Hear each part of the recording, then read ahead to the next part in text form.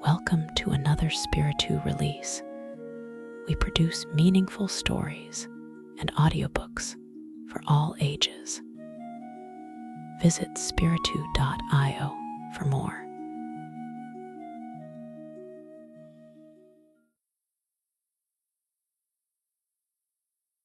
Trusty John, a fairy tale by the Brothers Grimm. There was once on a time an old king who was ill and thought to himself, "I am lying on what must be my deathbed." Then said he, "Tell Faithful John to come to me." Faithful John was his favorite servant and was so called because he had for his whole life long been so true to him. When therefore he came beside the bed, the king said to him, "Most faithful John, I feel my end approaching and have no anxiety except about my son. He is still of tender age and cannot always know how to guide himself. If thou dost not promise me to teach him everything that he ought to know and to be his foster father, I cannot close my eyes in peace."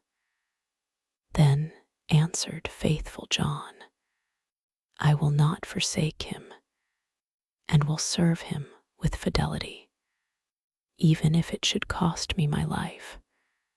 On this, the old king said, "Now I die in comfort and peace."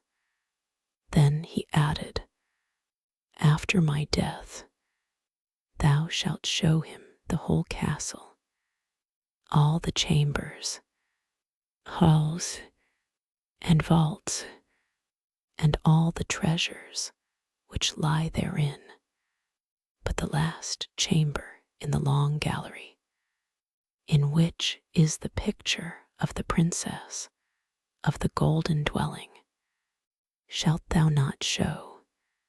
If he sees that picture, he will fall violently in love with her and will drop down in a swoon and go through great danger for her sake.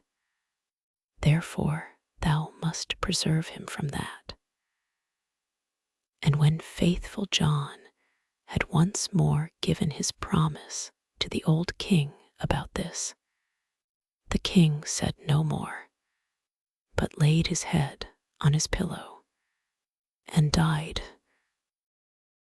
When the old king had been carried to his grave, Faithful John told the young king all that he had promised his father on his deathbed, and said, "This will I assuredly perform, and will be faithful to thee, as I have been faithful to him, even if it should cost me my life."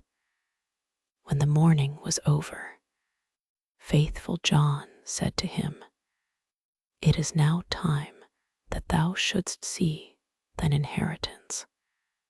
I will show thee thy father's palace." Then he took him about everywhere, up and down, and let him see all the riches and the magnificent apartments. Only there was one room which he did not open, that in which hung the dangerous picture. The picture was, however, so placed that when the door was opened, you looked straight on it, and it was so admirably painted that it seemed to breathe and live, and there was nothing more charming or more beautiful in the whole world. The young king, however, plainly remarked that Faithful John always walked past this one door, and said, Why dost thou never open this one for me?" "There is something within it," he replied, "which would terrify thee."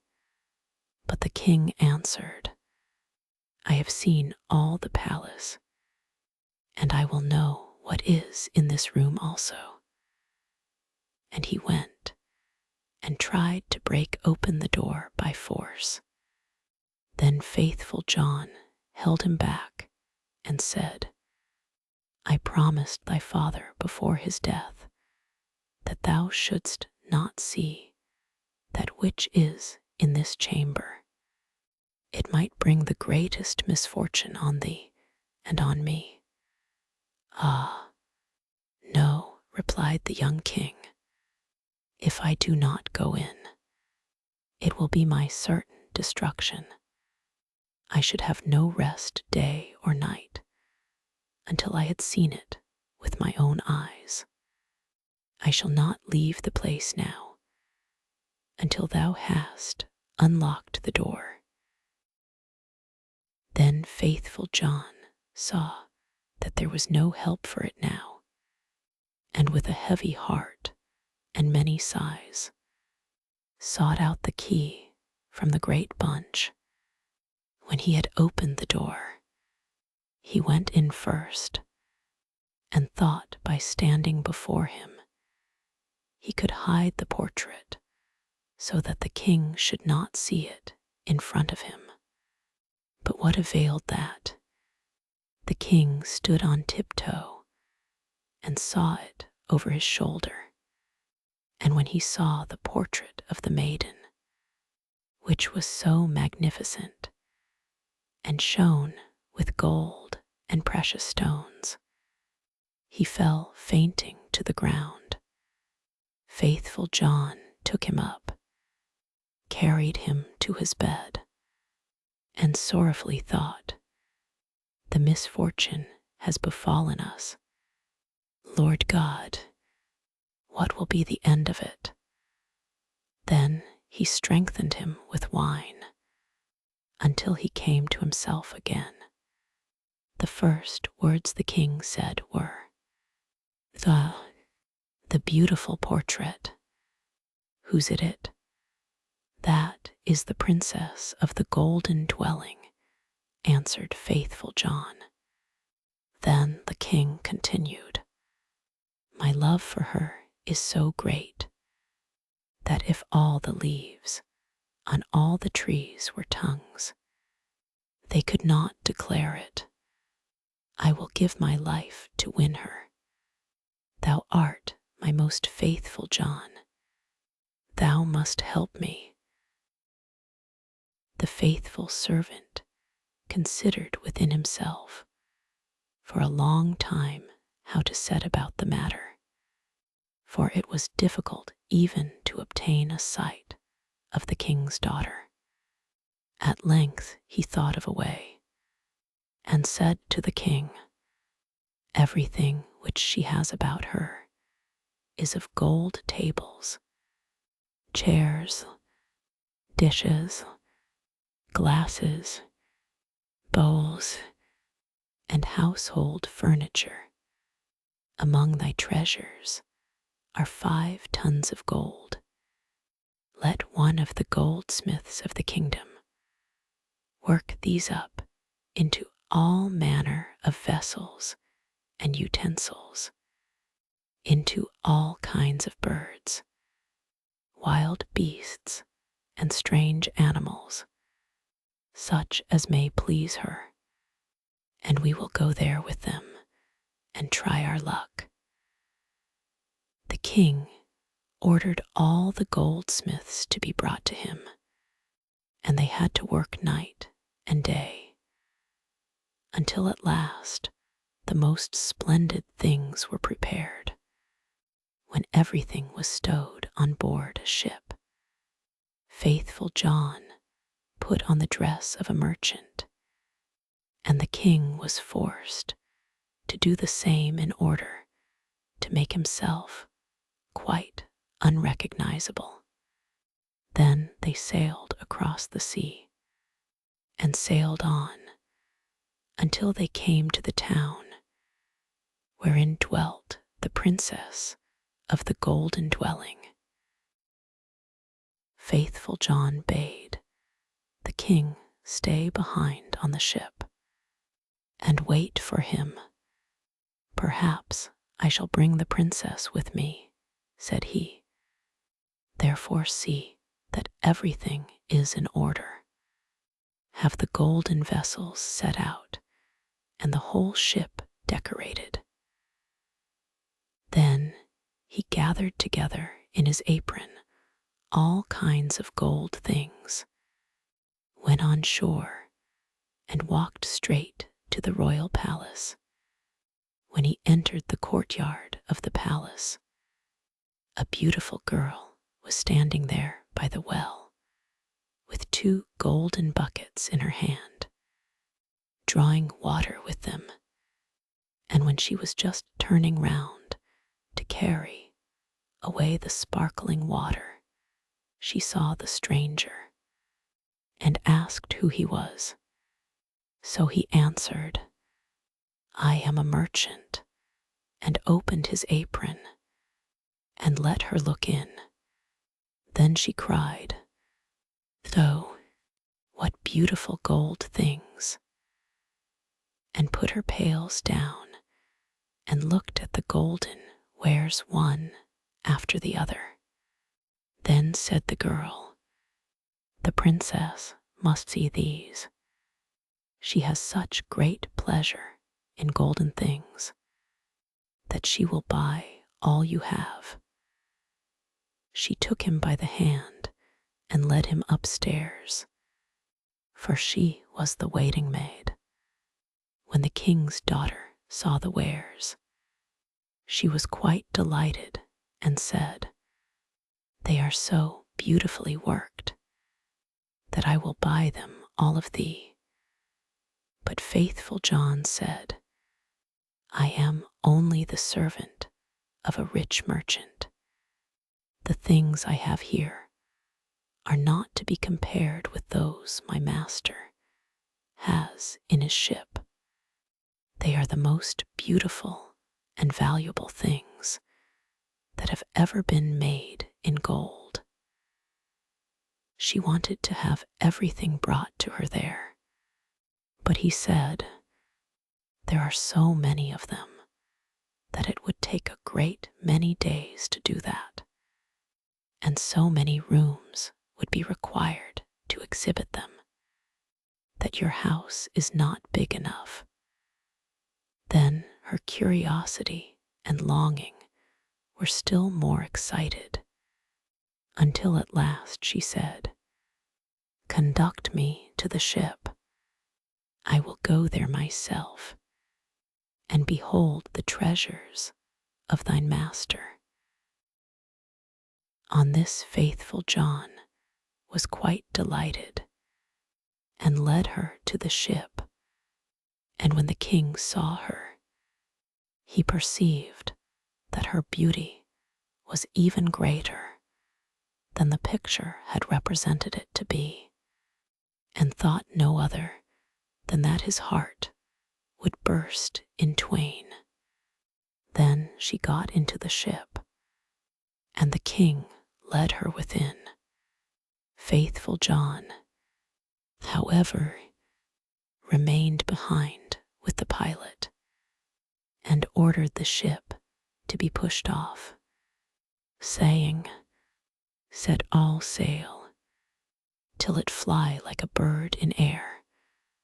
Within, however, the king showed her the golden vessels, every one of them, also the wild beasts and strange animals. Many hours went by whilst she was seeing everything, and in her delight she did not observe that the ship was sailing away. After she had looked at the last, she thanked the merchant and wanted to go home.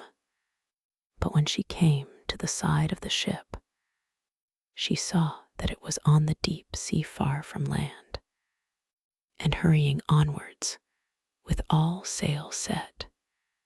"Ah," cried she in her alarm, "I am betrayed. I am carried away, and have fallen into the power of a merchant. I would die rather."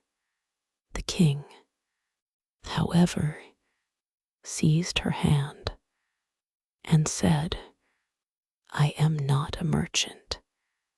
I am a king, and of no meaner origin than thou art. And if I have carried thee away with subtlety, that has come to pass because of my exceeding great love for thee. The first time that I looked on thy portrait, I fell fainting to the ground. When the princess of the golden dwelling heard that, she was comforted, and her heart was inclined unto him, so that she willingly consented to be his wife. It so happened, however, while they were sailing onwards over the deep sea, that faithful John, who was sitting on the fore part of the vessel, making music, saw 3 ravens in the air, which came flying towards them. On this he stopped playing and listened to what they were saying to each other, for that he well understood. One cried, "So there he is carrying home the princess of the golden dwelling." "Yes," replied the second, "but he has not got her yet," said the third. "But he has got her. She is sitting beside him in the ship." Then the first began again and cried, "What good will that do him?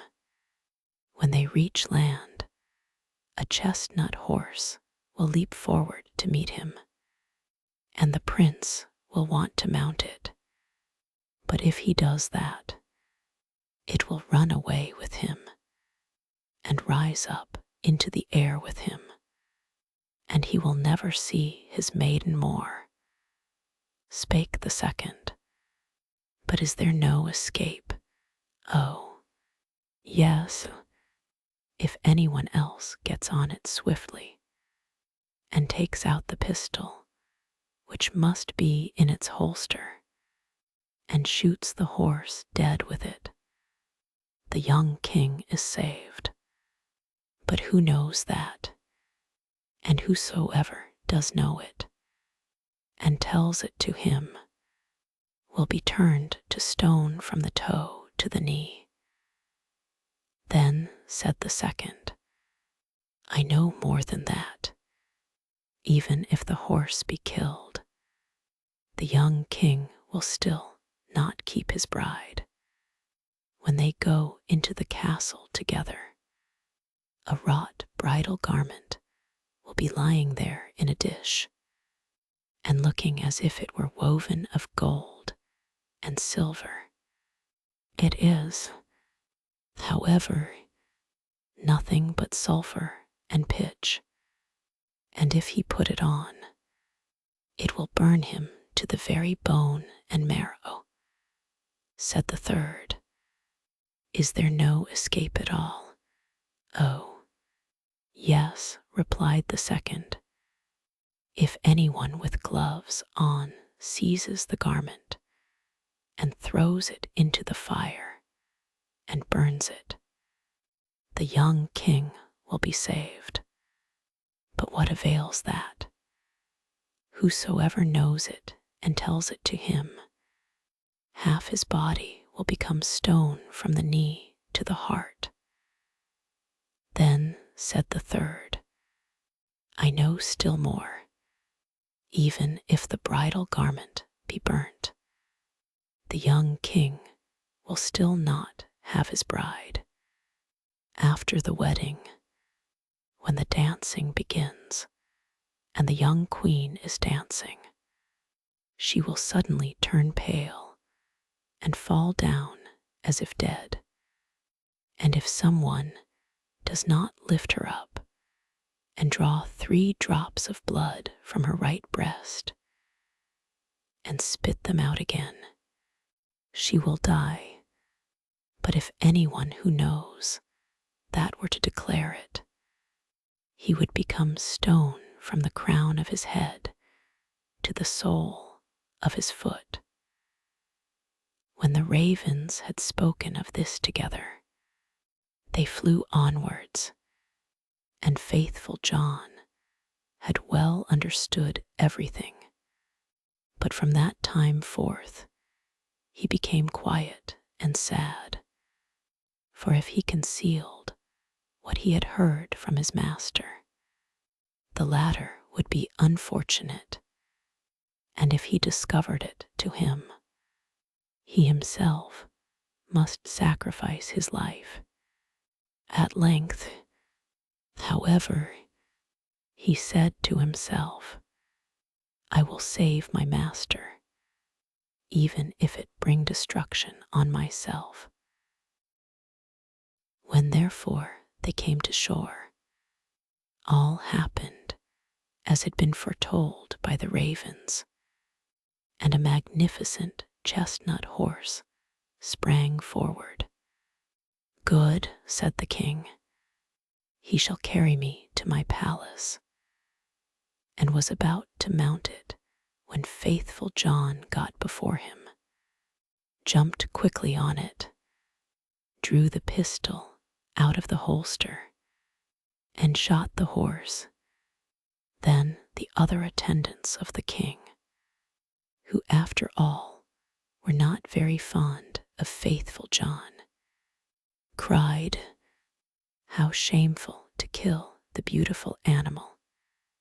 That was to have carried the king to his palace.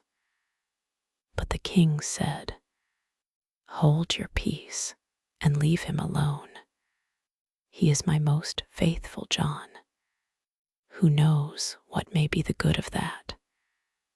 They went into the palace, and in the hall there stood a dish, and therein lay the bridal garment, looking no otherwise than as if it were made of gold and silver. The young king went towards it, and was about to take hold of it, but faithful John pushed him away, seized it with gloves on, carried it quickly to the fire, and burnt it. The other attendants again began to murmur, and said, behold, now he is even burning the king's bridal garment. But the young king said, who knows what good he may have done? Leave him alone. He is my most faithful John. And now the wedding was solemnized. The dance began, and the bride also took part in it. Then faithful John was watchful and looked into her face, and suddenly she turned pale and fell to the ground, as if she were dead. On this he ran hastily to her, lifted her up, and bore her into a chamber. Then he laid her down, and knelt, and sucked the 3 drops of blood from her right breast, and spat them out. Immediately she breathed again, and recovered herself. But the young king had seen this, and being ignorant why faithful John had done it, was angry and cried, throw him into a dungeon. Next morning faithful John was condemned, and led to the gallows. And when he stood on high, and was about to be executed, he said, everyone who has to die is permitted before his end to make one last speech. May I too claim the right?" "Yes," answered the king, "it shall be granted unto thee." Then said faithful John, "I am unjustly condemned, and have always been true to thee." And he related how he had hearkened to the conversation of the ravens when on the sea, and how he had been obliged to do all these things in order to save his master. Then cried the king, "Though, my most faithful John, pardon, pardon, bring him down."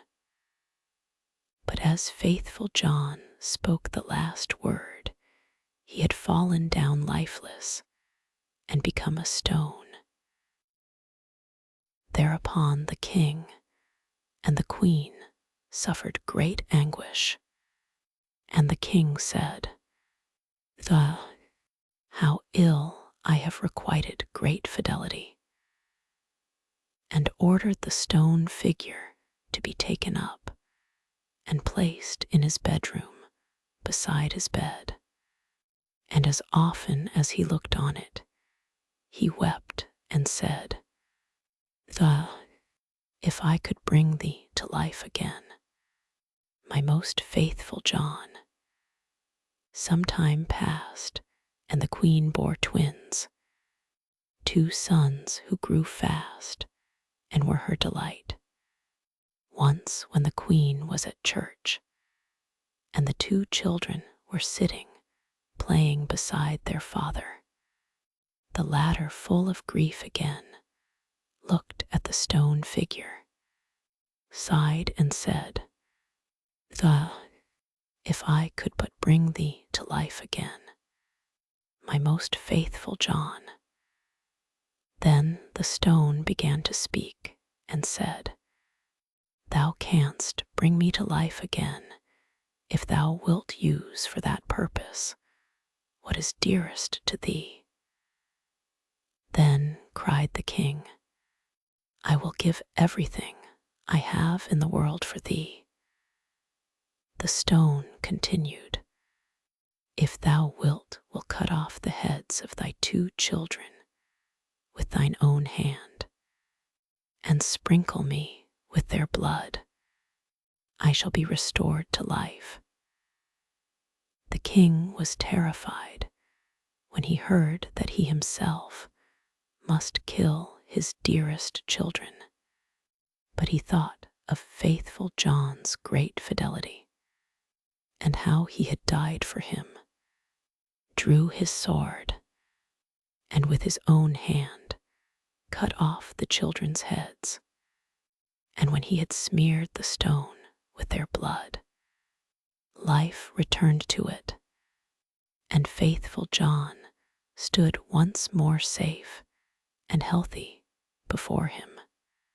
He said to the king, "Thy truth shall not go unrewarded," and took the heads of the children, put them on again, and rubbed the wounds with their blood, on which they became whole again immediately, and jumped about and went on playing as if nothing had happened. Then the king was full of joy, and when he saw the queen coming, he hid faithful John and the 2 children in a great cupboard. When she entered, he said to her, "Hast thou been praying in the church?" "Yes," answered she, "but I have constantly been thinking of faithful John, and what misfortune has befallen him through us." Then said he, "Dear wife, we can give him his life again, but it will cost us our 2 little sons, whom we must sacrifice." The queen turned pale, and her heart was full of terror, but she said, "We owe it to him for his great fidelity." Then the king was rejoiced that she thought as he had thought, and went and opened the cupboard, and brought forth faithful John and the children, and said, God be praised, he is delivered, and we have our little sons again also, and told her how everything had occurred. Then they dwelt together in much happiness until their death.